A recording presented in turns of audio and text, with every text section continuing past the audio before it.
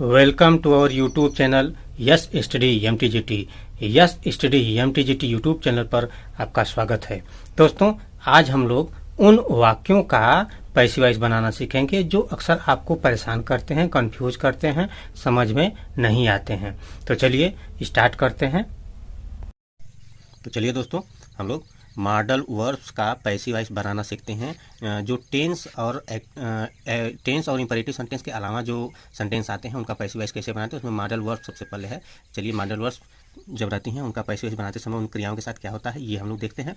देखिए, modal verb में will, shall, can, could, may, might, ये सब मॉडल वर्ब हैं। शुड, मस्ट, आर्ट, वुड, ये सब मॉडल वर्ब्स हैं, मॉडल क्रियाएं हैं। तो जब पैसिव वॉइस बनाते हैं तो इनका क्या होता है, चलिए नियम पर चलते हैं। पहला नियम, इसमें करते क्या है, जो ऑब्जेक्ट को सब्जेक्ट की जगह ले आते हैं वो सब्जेक्ट लिखते हैं, यानी ऑब्जेक्ट को सब्जेक्ट की जगह ला करके उसको लिखते हैं। उसके बाद इन मॉडल वर्ब्स का प्रयोग करते हैं, चाहे जिसका भी हो, विल, शैल, कैन, कुड, मतलब इसमें से चाहे जिनका प्रयोग हो इस कर्ता के अनुसार, तो उसका प्रयोग करते हैं। उसके बाद बी का प्रयोग करते हैं और उसके बाद क्या करते हैं, मुक्रिया की थर्ड फॉर्म लगाते हैं। ठीक है, तो इस तरीके से मॉडल वर्ब्स का प्रयोग करते हैं। अब थोड़ा सा यहाँ ध्यान देने वाली बात है, ये देखिए पहले में भी हमने बताया था, आप भी बता दे रहे हैं। जैसे अगर ऑब्जेक्ट की जगह वन, सब्जेक्ट की जगह one, someone, nobody, people, somebody, no one, police, public, us, them, etc, मतलब इसके अलावा इस तरीके से अगर आता है सब्जेक्ट की जगह, और इसको जब ऑब्जेक्ट की जगह ले जाते हैं और उसके पहले बाई का प्रयोग करना होता है, तो ये जो शब्द हैं इनके पहले बाई का प्रयोग नहीं होता है, इनका प्रयोग ही नहीं होता है, क्योंकि भाव पता चल जाता है, अर्थ स्पष्ट हो जाता है इनके पहले बाई का प्रयोग किए बिना। इसलिए इनके साथ बाई का प्रयोग नहीं किया जाता है, न इन शब्दों का प्रयोग किया जाता है, अर्थ स्पष्ट हो जाता है। ठीक है, जैसे नीचे उदाहरण में बताया जाएगा, इनका प्रयोग पैसिव वॉइस के ऑब्जेक्ट के रूप में नहीं होता है, ये ध्यान दीजिएगा। जैसे अब पहला उदाहरण लिया जा रहा है, इसमें देखिए स्टेप बाय स्टेप जो एक्टिव वॉइस से पैसिव वॉइस जो बनाया जाता है उसको जो उसके लिए जो स्टेप फॉलो किया जाता है वो देखिए। पहला क्या है, पहले भी हम बताए थे, इसमें भी बता दे रहे हैं। सब्जेक्ट को पहला काम क्या करते हैं, ऑब्जेक्ट की जगह ले जाते हैं और ऑब्जेक्ट को सब्जेक्ट की जगह ले जाते हैं। दूसरा काम क्या करते हैं, दूसरा स्टेप है सहायक क्रिया यानी हेल्पिंग वर्ब का प्रयोग करते हैं। तीसरा काम मुख्य क्रिया की थर्ड फॉर्म लगाते हैं। चौथा काम क्या करते हैं, कर्म से पहले बाई का प्रयोग करते हैं। आवश्यकता अनुसार अगर करना हो तो करते हैं, नहीं तो नहीं करते हैं। जैसे ऊपर हमने बताया कि वन, समन आदि शब्द आए तो उनके पहले बाई का प्रयोग, न उन शब्दों का प्रयोग करते हैं न उनके पहले बाई का प्रयोग करते हैं। आवश्यकता अनुसार जहाँ जरूरत पड़ती है वहाँ करते हैं। और पांचवा स्टेप ये फुल स्टॉप। ठीक है ना, तो एक उदाहरण के माध्यम से हम लोग समझते हैं मॉडल वर्ब्स के साथ कैसे बनाया जाता है। देखिए, पहला उदाहरण है they will kill the tiger. देखिए विल मॉडल वर्ब आया है, यहाँ देखिए मॉडल वर्ब विल। ठीक है ना, तो अब इसको क्या करना है, they will kill the tiger. तो अब सबसे पहले पहला काम कर लिया जाए, ट्रांसफर का काम, जैसे सब्जेक्ट को ऑब्जेक्ट की जगह और ऑब्जेक्ट को सब्जेक्ट की जगह। तो चलिए, दे और द टाइगर, यही दे सब्जेक्ट है, द टाइगर क्या है, ऑब्जेक्ट है। तो ऑब्जेक्ट को, द टाइगर को यहाँ पे रख दीजिए सब्जेक्ट की जगह और सब्जेक्ट को द टाइगर की जगह। देखिए दे यहाँ पर आएगा तो बाय देम हो जाएगा, इसलिए देखिए यहाँ पे हमने लिखा है पब्लिक, अस, देम। देम को नहीं लिखा जाता है, तो दे का ऑब्जेक्ट देम है, इसलिए बाय का प्रयोग नहीं है इसमें होगा, तो भी इसका अर्थ स्पष्ट हो जाएगा। ठीक है, तो द टाइगर के साथ विल का प्रयोग होगा। और उसके बाद करना क्या है, देखिए मॉडल वर्ब के बाद बी का प्रयोग करना। तो देखिए यहाँ पे बी का प्रयोग किया गया है। उसके बाद मुख्य क्रिया की थर्ड फॉर्म, देखिए हेल्पिंग वर्ब के बाद मुख्य क्रिया की थर्ड फॉर्म लगाना है, तो यहाँ पे हमने किल का थर्ड फॉर्म किल्ड लगा दिया। ठीक है, बाई देम लगाने की जरूरत नहीं, अर्थ स्पष्ट हो जा रहा है, the tiger will be killed, चीता को मार दिया जाएगा, ऐसे हो जाएगा। ठीक है, अब आगे देखिए दूसरा उदाहरण, ही में डिफीट यू। अब देखिए इसका बनाना है, तो यू को ही की जगह लाइए तो यू हो जाएगा, ही को इधर लाएंगे तो हिम हो जाएगा। ठीक है, सब्जेक्ट को ऑब्जेक्ट की जगह, ऑब्जेक्ट को सब्जेक्ट की जगह। ठीक है, अच्छा उसके बाद में मॉडल वर्ब है। अब मॉडल वर्ब के बाद किसका प्रयोग करना है, बी का प्रयोग करना है। ठीक है, तो ये बी का प्रयोग हो गया आपका। देखिए मे के बाद बी, फिर इसके बाद मुख्य क्रिया की थर्ड फॉर्म डिफीटेड और बाई हिम, मानी कर्म से पहले बाई का प्रयोग करना है इसमें, तो कर्म के पहले बाई का प्रयोग हो गया, यू में बी डिफीटेड बाई हिम। तीसरा उदाहरण ले लिया जाए, जैसे नन कैन चैलेंज हिम। ठीक है, अब इसका बनाना है, तो हिम को जब सब्जेक्ट की जगह लाएंगे तो ही हो जाएगा, इसके बाद कैन तो रहबे करेगा, कैन। इसके बाद देखिए नन कैन चैलेंज हिम, तो ही कैन नॉट, जब नॉट लगाना होगा तो इसी मॉडल वर्ब कैन कुड, इसी के बाद नॉट लगा देंगे। ठीक है, नन है इसलिए नॉट लग रहा है, ही कैन नॉट, इसके बाद बी का प्रयोग, इसके बाद मुख्य क्रिया की थर्ड फॉर्म। इसमें देखिए बाय नन नहीं प्रयोग होगा, बाय जैसे हमने ऊपर बताया ना कि one, someone, nobody, people, somebody, none, देखिए नन आया ना, तो इसके पहले बाय का प्रयोग करने की आवश्यकता नहीं है, अर्थ स्पष्ट हो जा रहा है। तो he can not be challenge, मुख्य क्रिया की थर्ड फॉर्म, फुल स्टॉप लगा दीजिए, बाय नन लिखने की जरूरत नहीं है। ठीक है, चौथा उदाहरण देख लीजिए, we must help the poor. ये मस्ट देखिए मॉडल वर्ब है। ठीक है, जैसे यहाँ पे देखिए शुड, इसके बाद मस्ट। देखिए मॉडल वर्ब का प्रयोग होगा। तो इसके बाद क्या करेंगे, कर्ता को कर्म की जगह, कर्म को कर्ता जगह रख लिया जाए। वी है तो अस, बाई अस लिखने की जरूरत नहीं है। यहाँ पर देखिए हमने बता दिया है ए अस है ना, तो बाई अस इनके पहले ये पैसिव वॉइस में ऑब्जेक्ट के रूप में इनका प्रयोग नहीं किया जाता है, अर्थ स्पष्ट हो जाता है। तो बाई अस नहीं लिखा जाएगा, ठीक है। जो कि हम वी को जब ऑब्जेक्ट जगह ले जाएंगे तो अस होगा, लेकिन बाई अस लिखने की जरूरत नहीं, इसलिए उसको नहीं लिखा जा रहा है। तो द पुअर यहाँ पे सब्जेक्ट की जगह यानी वी की जगह आ गया द पुअर, और क्रिया क्या है, मस्ट है, तो मस्ट लगा दिया। इसके बाद क्या करते हैं, बी का प्रयोग। यहाँ पर देखिए बताया गया है कि मॉडल वर्ब के बाद बी का प्रयोग करना है, उसके बाद मुक्रिया के थर्ड फॉर्म लगाना है। तो मॉडल वर्ब मस्ट का प्रयोग हो गया, उसके बाद बी, अब मुक्रिया की हेल्प का थर्ड फॉर्म हेल्प्ड, ये हेल्प्ड हो गया, the poor must be helped. पांचवा उदाहरण देख लीजिए, एवरीवन विल ब्लेम अस। देखिए अस का जब ऑब्जेक्ट से सब्जेक्ट की जगह ले जाएंगे तो वी हो जाएगा, वी, इसके बाद वी के साथ यहाँ पर विल लगा है, एवरीवन के साथ विल, लेकिन वी के साथ सैल आता है, तो वी, इसके बाद मॉडल वर्ब सैल का प्रयोग, इसके बाद देखिए बी का प्रयोग हुआ है, बी का प्रयोग करना है, मॉडल वर्ब के बाद बी का प्रयोग, उसके बाद मुक्रिया के थर्ड फॉर्म, ब्लेम का थर्ड फॉर्म ब्लेम्ड, ठीक है। बाई एवरीवन लिखने की जरूरत नहीं है। यहाँ पर देखिए हमने बताया ना कि अगर एवरीवन करके one, someone, nobody, somebody, none, everyone इस तरीके से आ रहा है तो इसको बाई का प्रयोग करने की जरूरत नहीं, अर्थ स्पष्ट हो जाता है। We shall be blamed by everyone लिखने की जरूरत नहीं है, ऐसे ही अर्थ स्पष्ट हो जा रहा है। आगे देखिए किस तरीके से अब आगे बनाते हैं। यहाँ पे दूसरा नियम है, ये पहला तो मॉडल वर्ब का हो गया, दूसरा नियम क्या है, यदि is, are, am, was, where यानी वर, हैव, हैज के बाद टू लगा हो तथा मुख्य क्रिया लगी हो, ठीक है, तो उसके बाद क्या करते हैं, तो उन ये जो क्रियाएं होती हैं, is, are, am, was, were, have, has, had, to, be, ठीक है, टू लगा करके बी का प्रयोग करते हैं और मुक्रिया की थर्ड फॉर्म का प्रयोग करते हैं, ठीक है। तो इस तरीके से इसका बन जाता है पैसिव वॉइस, ठीक है। चलिए एक उदाहरण के माध्यम से समझा जाता है। I am to do it, ये है I am to do it, इसका बनाना है तो इट को सब्जेक्ट की जगह लाया जाए, इट हो जाएगा, और यहाँ पे आई को इट की जगह ले जाएंगे तो क्या हो जाएगा, ये यहाँ फुल स्टॉप रहेगा, I am to do it, तो यहाँ पे आई को जब ऑब्जेक्ट की जगह ले जाएंगे तो मी हो जाएगा, तो ईट, इसके बाद ईट के यहाँ पर आई के साथ एम लगा है तो ईट के साथ यहाँ पे सहायक्रिया इज लगेगी, सहायक्रिया इज हो गई। इसके बाद टू बी करना है, क्या करना है, देखिए यहाँ पे बताया गया ना, ये जो सहायक्रिया लगी है, ठीक है, उसके बाद क्या करना है, टू बी का प्रयोग करना है। ये सारी क्रियाएं जो सहायक्रियाएं लगी हैं उसके बाद टू बी का प्रयोग, उसके बाद मुक्रिया के थर्ड फॉर्म का प्रयोग। तो इट इज, ये टू बी लग गया, अब डू का थर्ड फॉर्म डन, इसके बाद बाई मी, ये मी के पहले बाई का प्रयोग यानी कर्म से पहले बाई का प्रयोग किया जाता है। तो it is to be done by me, I am to do it, ये एक्टिव वॉइस में है, ठीक है, और ये it is to be done by me, ये क्या हो गया, पैसिव वॉइस में हो गया, ठीक है, टू बी का प्रयोग हो गया।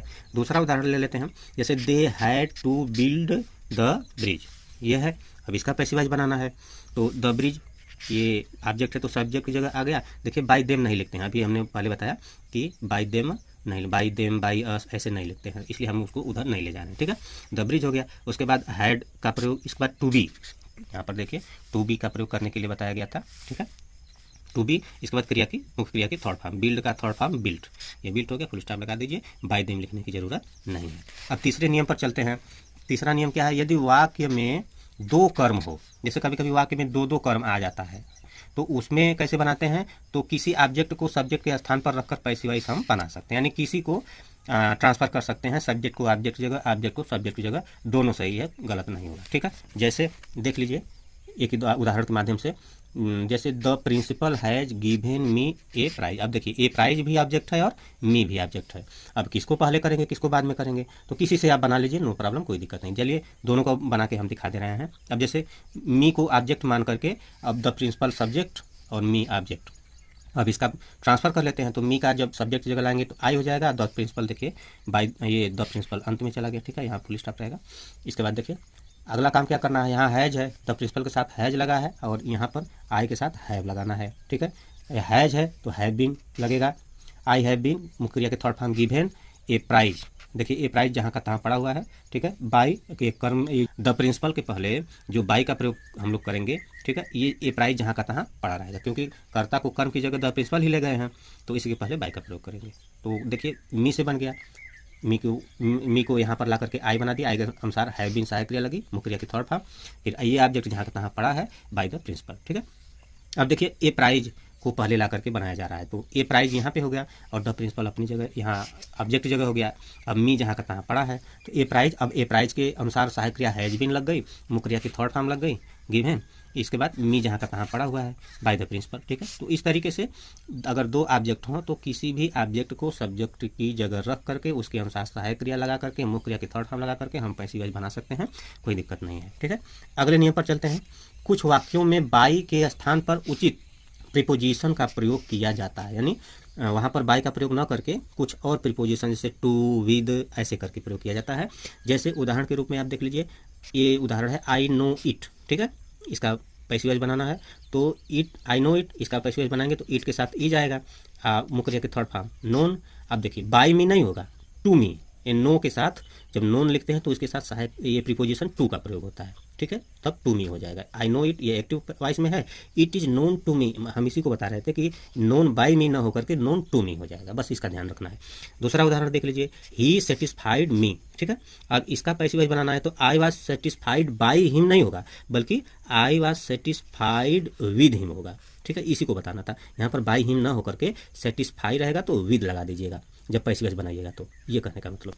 अब आगे देखिए अगला उदाहरण, द रिजल्ट सरप्राइज्ड मी। ठीक है, अब इसका पैसिव वॉइस बनाना है तो आई वाज सरप्राइज्ड, यहाँ पर बाय द रिजल्ट नहीं होगा, एट द रिजल्ट होगा। ठीक है, यहाँ पर सरप्राइज्ड के साथ एट का प्रयोग होगा। जैसे नो के साथ टू आ रहा है, सेटिस्फाइड के साथ विद आ रहा है, सरप्राइज्ड के साथ एट आ रहा है। ठीक है, तो इस तरीके से I was surprised at the result, ये इस तरीके से हो जाएगा। इसके बाद अगला है ही प्लीज्ड मी। अब देखिए प्लीज के साथ क्या आता है, प्लीज के साथ विद आता है, तो क्या हो जाएगा, I was pleased with, by him नहीं होगा, प्लीज्ड विद हिम होगा, बाय हिम नहीं लिखा जाएगा, इसी को ध्यान देना था आपको। अगला है यहाँ पर देखिए पांचवा नियम, रूल 5। अब पांचवें में क्या करना है, पांचवें में करना यह है कि यदि एक्टिव वॉइस में क्रिया के स्थान पर प्रीपोजिशन या एडवर्ब हो तो पैसिव वॉइस में इन्हें हटाया नहीं जाता। यानी अगर एक्टिव वॉइस में प्रीपोजिशन या एडवर्ब का प्रयोग हो क्रिया, मुख्य क्रिया के साथ, तो उनको हटाया नहीं जाता, वो जहाँ का तहाँ पड़ा रहता है, उसका पैसिव वॉइस बना दिया जाता है। जैसे पहला उदाहरण देखिए, ही लुक्स आफ्टर मी। यहाँ पर देखिए लुक्स के बाद आफ्टर प्रीपोजिशन का प्रयोग किया गया है, यहाँ फुल स्टॉप रहेगा, ही लुक्स आफ्टर मी। यहाँ लुक्स के बाद आफ्टर प्रीपोजिशन का प्रयोग हुआ, तो जब पैसिव वॉइस बनाएंगे तो आई एम लुक्ड, यहाँ आफ्टर हटाएंगे नहीं, ये रहेगा I M looked after by him, ये सब रहेगा। यानी इसी आफ्टर की बात करें तो पैसिव वॉइस जैसे बनाना है उसे बन जाएगा, लेकिन यहाँ पे लुक्ड के साथ आफ्टर रहेगा, इसको हटाया नहीं जाएगा, ये नियम यही बता रहा है। ठीक है, दूसरा उदाहरण हम ले लेना है, we must listen to our elders. ठीक है, अब ये देखिए लिसन के बाद टू आया है तो इसको हटाया नहीं जाएगा, इसका पैसिव वॉइस जब बनाएंगे तो our elders must be listen to. देखिए बाई अस नहीं लिखते हैं, इसलिए बाई अस नहीं लिखा गया है, वी के साथ ऑब्जेक्ट जब ले जाएंगे ऑब्जेक्ट की जगह वी को तो ये अस हो जाएगा, बाई अस नहीं लिखते हैं, अभी पीछे हमने बताया है। ठीक है, तो आवर एल्डर्स मस्ट बी, ये मॉडल वर्ब है, उसके बाद बी का प्रयोग, मुख्य की थर्ड फॉर्म, उसके बाद लिसन के बाद जो टू प्रीपोजिशन आए वो जहाँ का तहाँ पड़ा रहेगा। ठीक है, ये फुल स्टॉप।